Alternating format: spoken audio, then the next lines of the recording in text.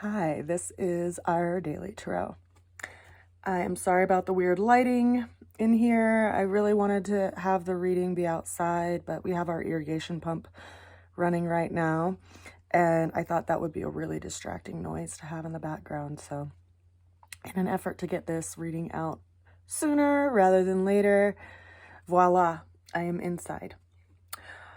Our opening card that we have for today is the Queen of Cups. We're feeling pretty sensitive. Our emotions could be really active in our awareness today, which is, not surprising based on the energies that we're moving into right now by way of the full moon and the eclipse.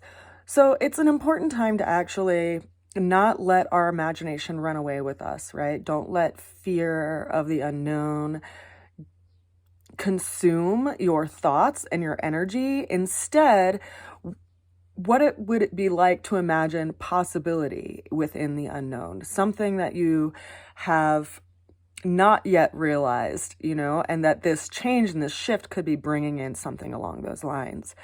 If you're not familiar with Abraham Hicks, I do highly recommend their content that they put out there because it is really positive in regard to figuring out how to maneuver through where our attention goes and how it can drag us down and how we can reposition that into a stance of expecting something unknown to come in that we have not yet realized, like trusting the universe to bring you something because this thing has fallen away.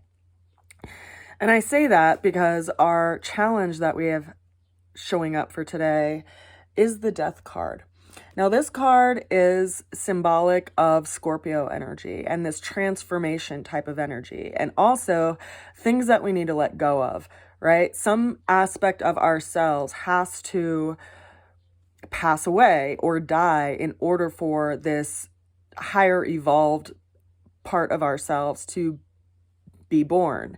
And it's interesting to me that this card has shown up because the eclipse that we are having on the full moon is on the Scorpio Taurus axis. So the moon is actually going to be full in the sign of Scorpio, and it is likely going to be highlighting and bringing to your awareness those things that have been under the surface that you need to work on, things that you need to let go in order to move in the path that you want to be moving to, like in the direction that you want to be moving to. Because there's some change, there's something in our lives that we've been really reluctant to let go of. And it's like some kind of habit. But in order for us to actually have an open hand for this new experience, we have to let that pass away. Now, the way we're going to get through the challenge is the Fool card. It is so profound to me that these two cards showed up one after the other because, again, we have, the full moon in Scorpio, and this card is representative of something that is unexpected coming in that will redirect us and will give us a new sense of direction. And it's important in these moments when this like big shift happens to follow our instincts, to follow our heart. This card is symbolic of Uranus, the Fool. What potential is in the unknown, like what is in the realm of possibility that we don't actually have knowledge about yet. And this can create a big shift in our lives. Now consider that Uranus is in 15 degrees of Taurus right now. It has been in Taurus, slowly moving through that sign for the last few years. I have to admit, I myself am a little nervous or anxious or excited. I mean, lots of different textures of that word about this full moon, because Uranus is going to be at 15 degrees and it's going to be in direct opposition to my natal Uranus at 15 degrees. And within the same realm as my natal Uranus, I also have 4 other planets. I have my sun, I have Mercury, I have Venus retrograde, and Mars. And I also have my part of fortune in there. So I have a lot of energy in Scorpio, and I am anticipating something coming in that I just didn't actually expect. And so I'll keep you aware of the development in that area in my life. And quite honestly, it's been something that I have looked at and had some like curiosity about for a number of years, ever since I really started getting into understanding transits in astrology. So I myself am starting to feel my heightened spidey sense.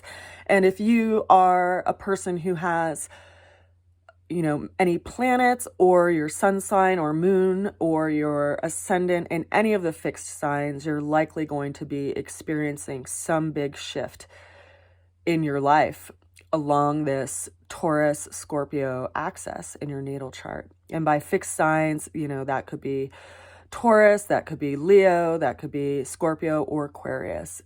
And so if you are a person with pronounced energies in those signs, I do anticipate a big shift coming into your life that will likely open a doorway that you didn't really expect. But this doorway that opens is really going to start writing the next chapter of your life.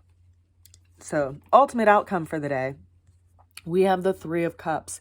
This is a pretty happy card. We see these three women or three people dancing around with their cups in the air, almost as if they're, dipping into the heavens of the sky of happiness. And it's, it causes a lot of reflection in my own life, because when I look at situations or circumstances in my own life that I've had a hard time letting go of something, like, for instance, a job, right? Because jobs bring us safety and security in some regard by way of income and where we put our day and all these things.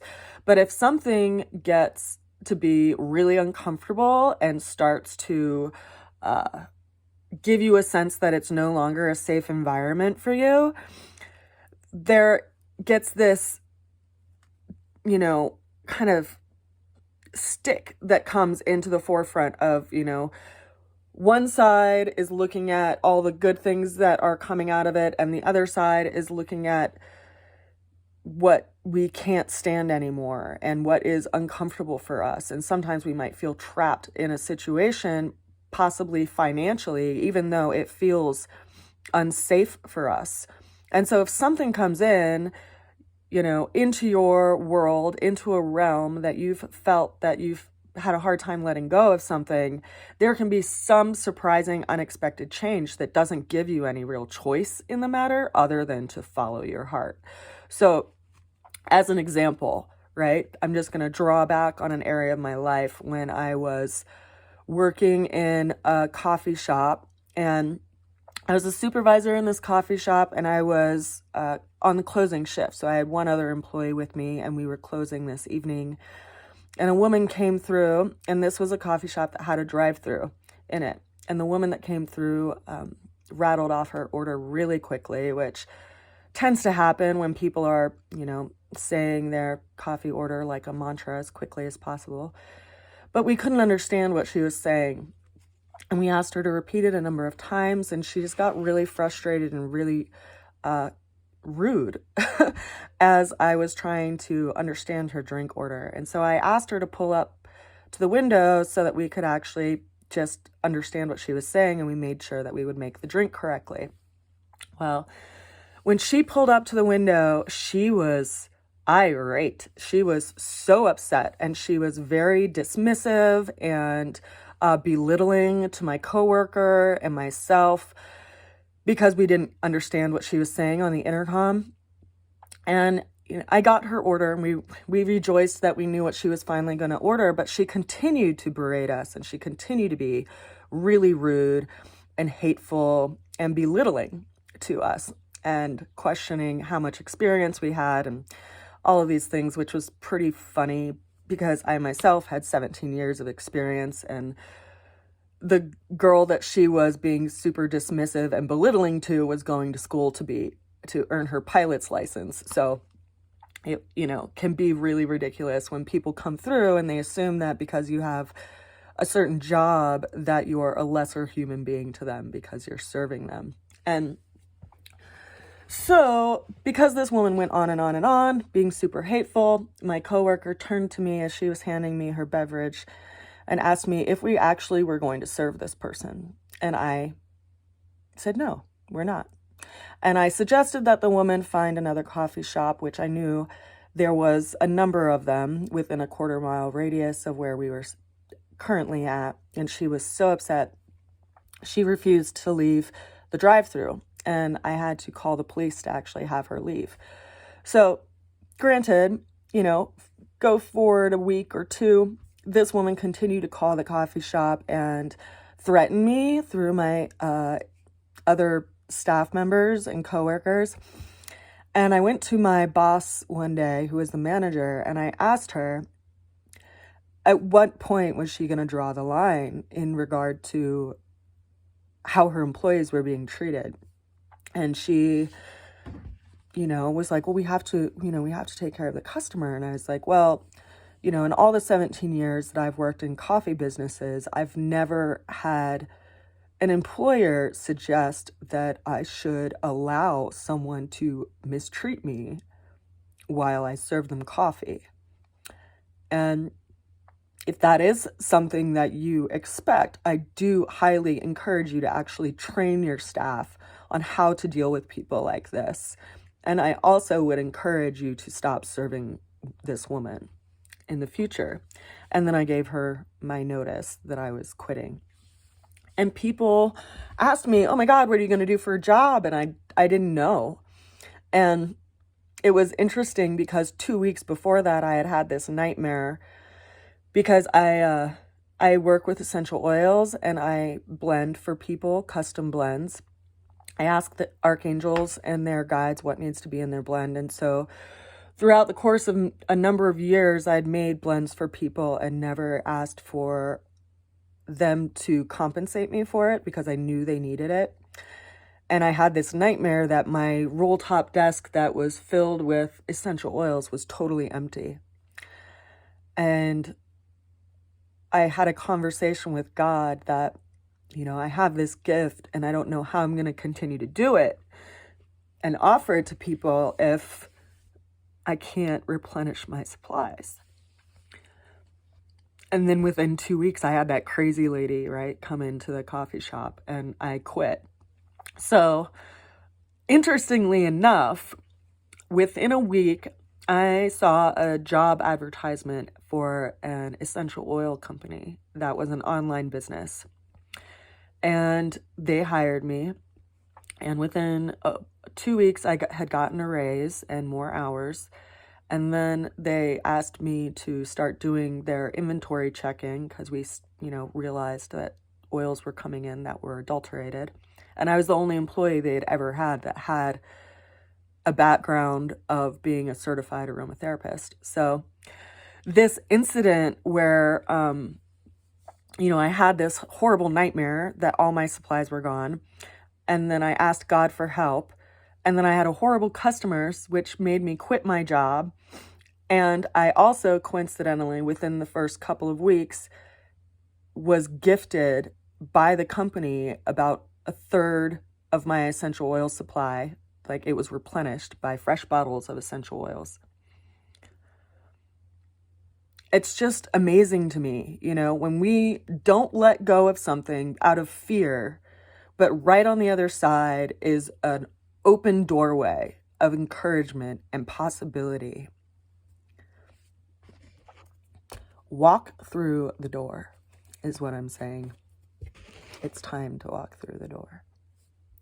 Because you don't know what's on the other side of it until you let go of that which is no longer serving you in your life.